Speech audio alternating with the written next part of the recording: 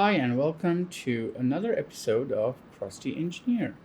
I am your host, Mike, and I want to show you something that started off as, a 5 minute, how can I get this done type thing into something that is a bit more, complete. So I was actually thinking of doing things with Lux encryption. So if you do Lux encryption, this is the Linux unified key setup. I wanted to do this in a way that can be done through the CLI, but I found that this is mainly to do with partitions, and partitions need to be mounted, etc.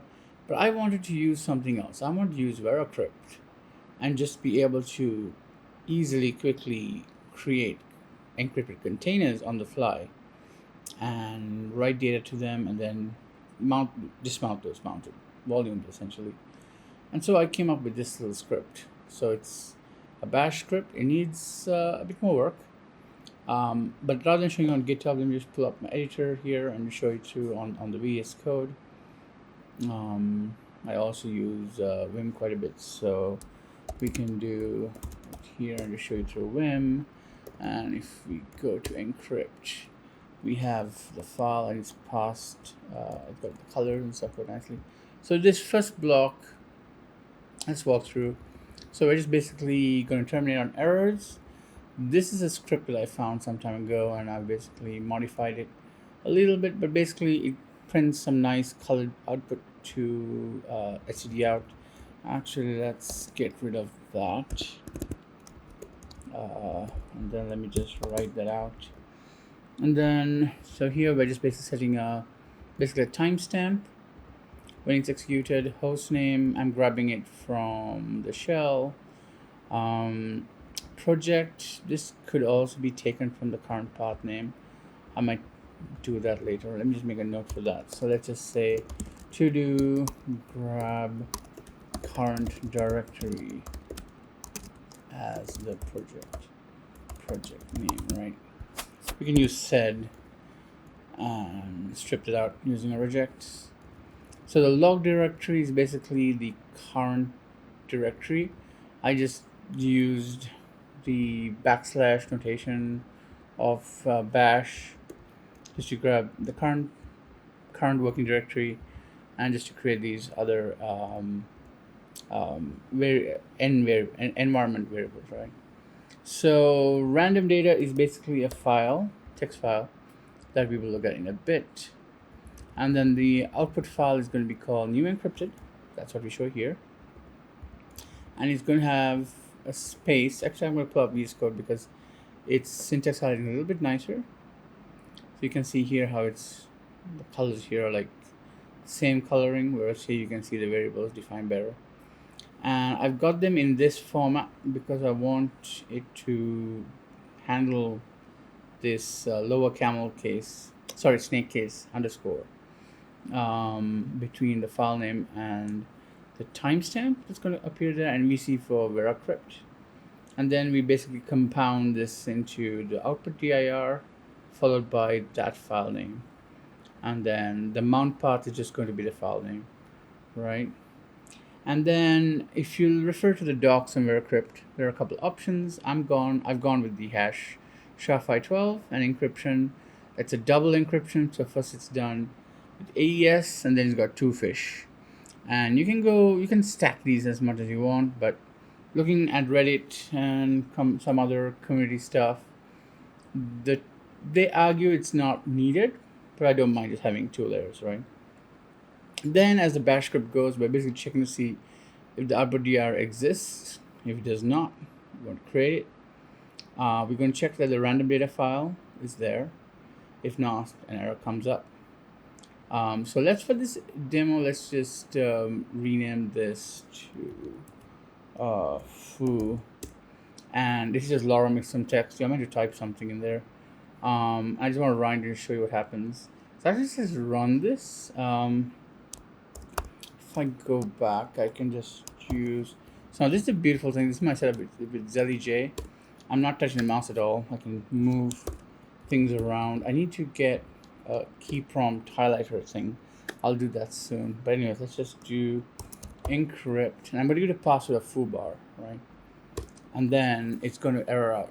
So you can see it's got this nice erroring. And what's great about this, if you go to the logs folder, it was created, by the way, it wasn't there before. It's there in the log file, so I can do rmrf logs, right? Okay, and if I do tree, you can see we don't have. Okay, we can remove the output file folder as well, right?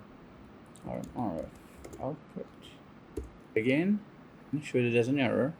I'm going to go back to the file, and I'm going to edit the file once more, and we're going to put that back in, right? So we have the file now. If you remove that, it should error out again. Provide a super secure nuclear launch code. What's going to happen is it's going to take it. I need to put a to-do in here at some point. Sorry, a help menu. I've got a to-do in there for that task. And then we're just going to provide some friendly output. By saying do log, we're saving it to the log file as well. And then the very first command, let's get it out of the way. Let me do something like, actually this might be a nicer way to do it because I like it doing like this. So let's tweak this file a bit to something I normally do.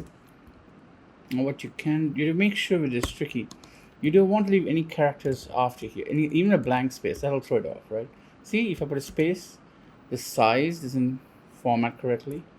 So you have to pay close attention to that. So it's easier to start at the next one and just go along, and that way it's easy to read, easy to maintain over time.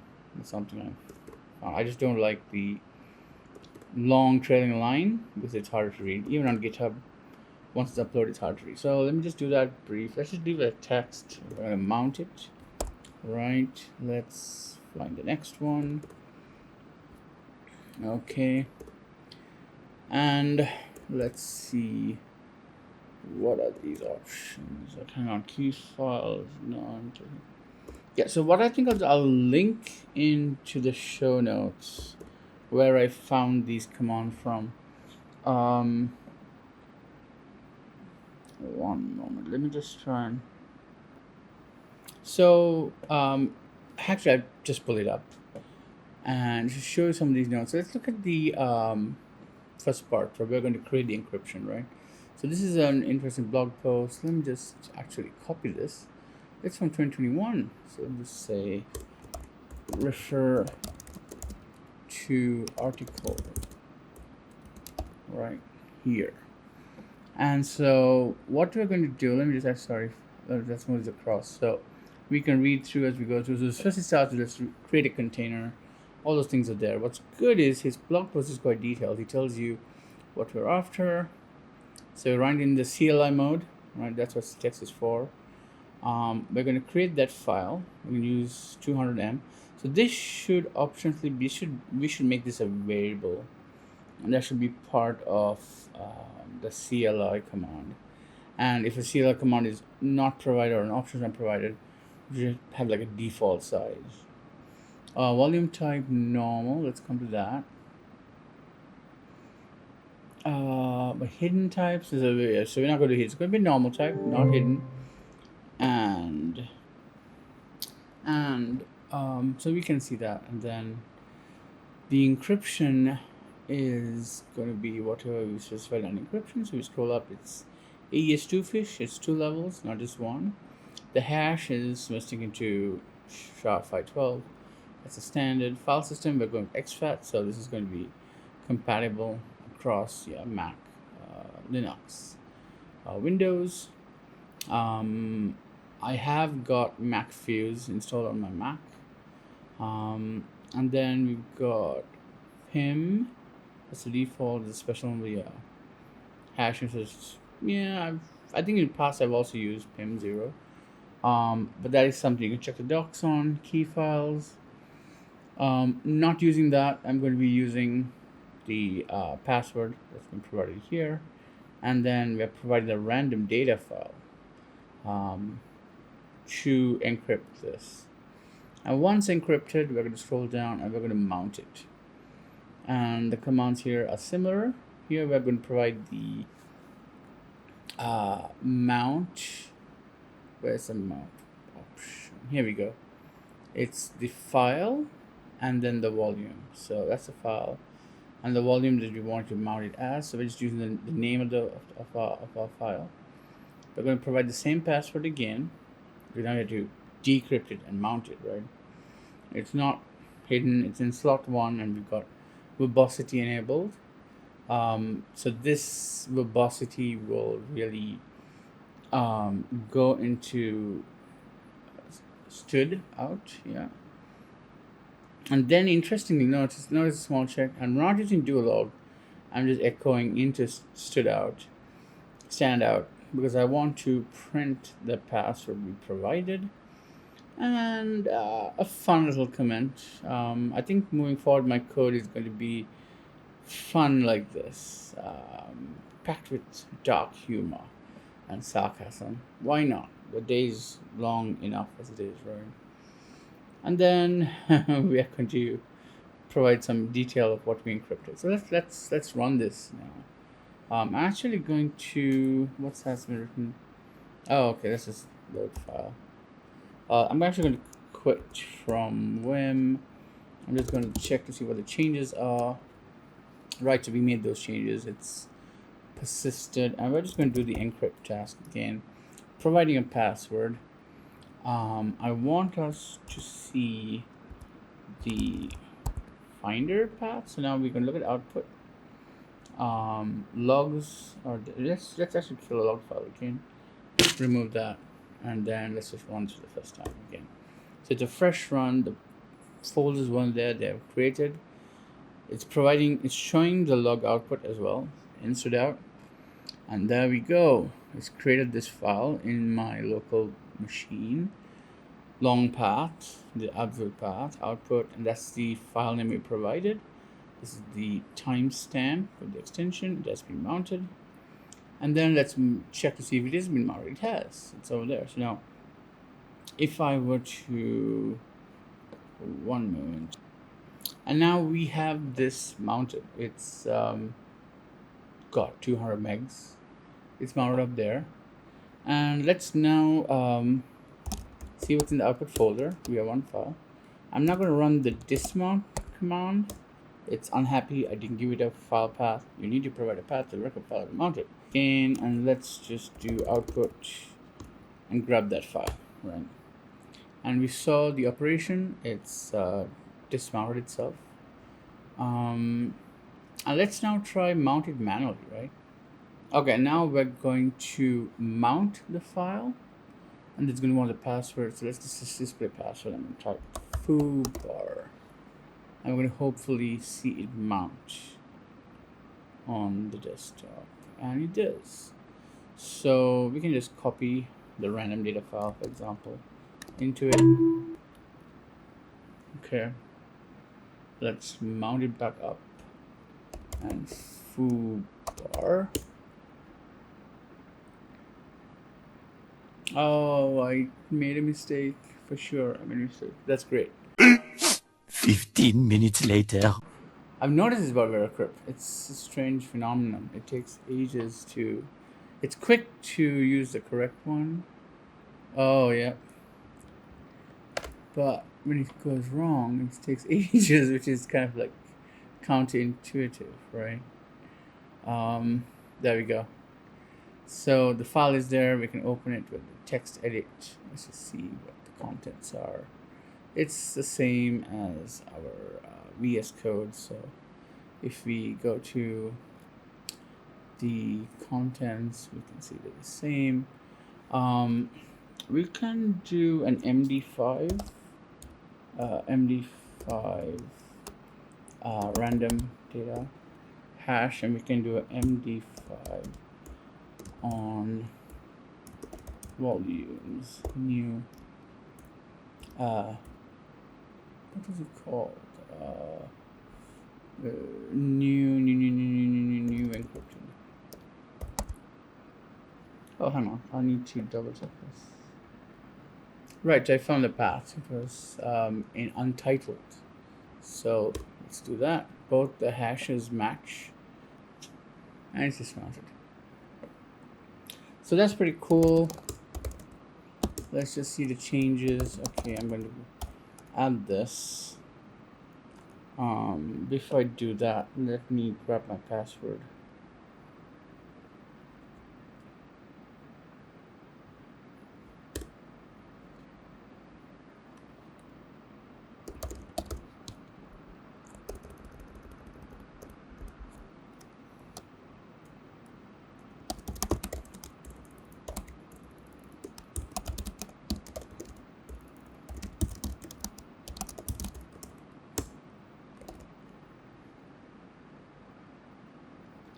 So I'm using my FIPS key, my UB key. Okay, so I had to touch it, and then my commit is encrypted or signed, and you can see since I signed it, my emails are listed under my good signature.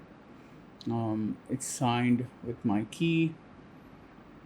This is all the public information. So now that I pushed it, if we go to GitHub and we go here, it should show that my commit is there. And if you go to commits, it will show it as verified. And anyone, once this repo is made public, anybody can see that I have signed my work essentially, and it is by me and not by a malicious actor essentially.